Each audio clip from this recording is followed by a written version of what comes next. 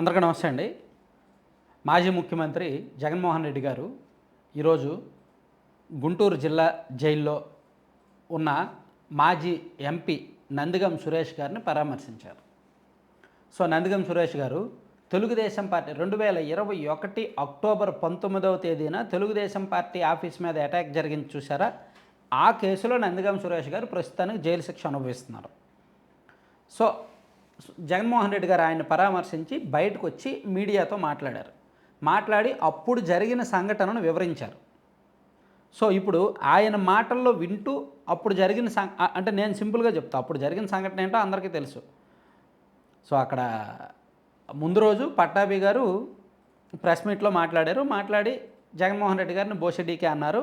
So దాని మీద YSR Congress party శ్రేణులు రియాక్ట్ అయ్యి టీడీపీ ఆఫీస్ మీద అటాక్ చేశారు.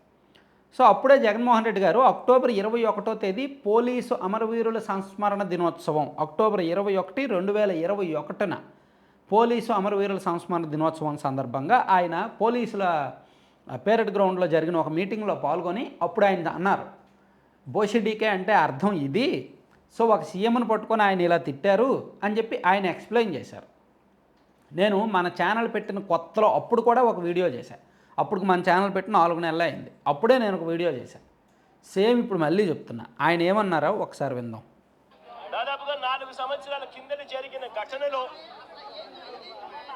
ఈరోజు టాపిక్ డైవర్ట్ చేసేందుకు 4వ తారీఖు రాత్రిన సురేష్ను, దళిత ఎంపీని, విజయవాడ డిప్యూటీ మేయర్ భర్తను అరెస్ట్ చేస్తారు. నేను అడుగుతా ఉన్నా, సూటిగా నేను ఒక ప్రశ్న అడుగుతా ఉన్నా, ఆ రోజు ఏం జరిగింది? తెలుగుదేశం పార్టీకి సంబంధించిన అఫీషియల్ స్పోక్స్ పర్సన్ పట్టాభి అనే వ్యక్తి ఆ రోజు సిట్టింగ్ ముఖ్యమంత్రిగా ఉన్న అప్పట్లో సిట్టింగ్ ముఖ్యమంత్రిగా ఉన్న వ్యక్తిని ఓసిడీకే అని తిట్టాడు. ఓసిడీకే అంటే ఏమిటో తెలుసా?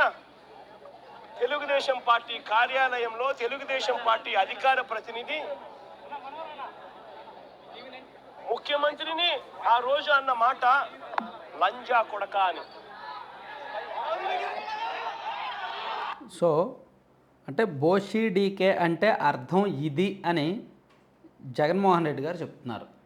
బోషెడీకే అంటే అర్థం ఈ లంకో అనేది జగన్మోహన్ రెడ్డి గారు చెప్తున్నారు. అసలు మీకు ఎవరికైనా బోషెడీకే అనే పదానికి అర్థం తెలిస్తే కామెంట్ చేయండి. ఎందుకంటే నాకు తెలిసినంత వరకు బోషెడీకే అనే పదానికి అర్థం అది కాదు. బోషెడీకే అనే పదానికి అర్థం అదే అయితే తెలుగు భాష పండితుల్లాంటి మన సీనియర్ డైరెక్టర్లు తెలుగు సినిమాల్లో అది వాడరు. మీకు బాగా గుర్తుండే ఉంటే ఒక సినిమా ఏంటది, జంబలకడి పంబ సినిమాలో ఈవివి సత్యనారాయణ డైరెక్టర్ అనుకుంటా ఆ సినిమాకి. అందులో బోషెడీకే అనే పదాన్ని వాడతారు. ఒక స్కూల్ సీన్ ఉంటుందన్నమాట. బాబు మోహన్కి అండ్ స్టూడెంట్స్కి స్కూల్ సీన్ ఉన్నప్పుడు అక్కడ వాడతారు. దాన్ని కామెడీగా సరదాగా వాడతారు. నిజంగా అంత భూతార్థం ఉంటే ఈవివి సత్యనారాయణ లాంటి గొప్ప డైరెక్టర్ ఎందుకంటే వాడతాడా ఆ పదాన్ని? అలాగే ఇంకో సినిమాలో కూడా ఎక్కడో జంధ్యాల కూడా ఇటువంటిదే వాడతారు, ఈ పదాన్ని వాడతారు. సో నాకు తెలిసినంత వరకు బోషెడీకే అంటే ఆ అర్థం కాదు, ఆ అర్థం రాదు నాకు తెలిసినంత వరకు. ఒకవేళ ఏదైనా డిక్షనరీలో ప్రపంచం మొత్తం మీద, పోనీ అంతరిక్షంలో అయినా సరే, ఎక్కడైనా సరే ఏదైనా డిక్షనరీలో బోషెడీకే అంటే అర్థం ఇదే అని ఉంటే చూపిస్తే అప్పుడు పట్టాభి గారిని ఏదైనా చేసుకోవచ్చు. అది జగన్మోహన్ రెడ్డి గారిదే తప్పు కాదు అని అనుకుందాం. సో నా ఉద్దేశం ఏంటంటే జగన్మోహన్ రెడ్డి గారు అప్పుడు ఇదే మాట అన్నారు, కానీ ఆయన మీద సింపతి రాలా. ఆయన తన మీద సింపతి వస్తుందేమో అనుకొని అక్కడ ఓపెన్లో ఒక గవర్నమెంట్ అఫీషియల్ మీటింగ్లో అలా చెప్పారు.